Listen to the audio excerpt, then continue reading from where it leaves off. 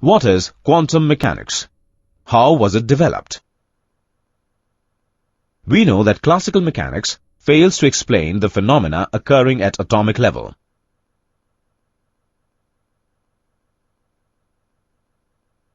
So, to study the behavior of small particles at atomic level, we need a new set of laws and principles. Quantum mechanics provides us those laws and principles required to study the interaction amongst atomic and subatomic particles, the forms of energy they receive and deliver, and the manner in which they emit and receive energy.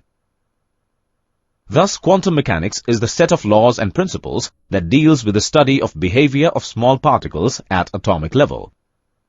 Now let's discuss how this quantum mechanics was developed. The most earliest development in quantum mechanics started in 1900, when a German physicist, Max Planck, postulated that a body does not radiate or absorb energy continuously, but it does so discretely in small packets of energy, called photons. The energy carried by a photon is directly proportional to its frequency and is given by where E is the energy carried by the photon, h is the Planck's constant, f is the frequency of radiated wave. In 1905, the legendary physicist Albert Einstein came up with the principle of duality, that radiations which were supposed to behave only like a wave can also behave like a particle.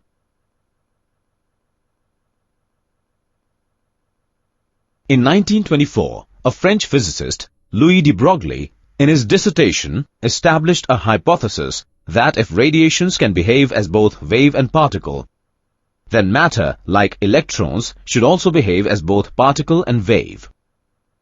Finally, in 1926, an Austrian physicist, Schrödinger, formulated wave equation in terms of wave function, which described how the quantum state of some physical system changes with time.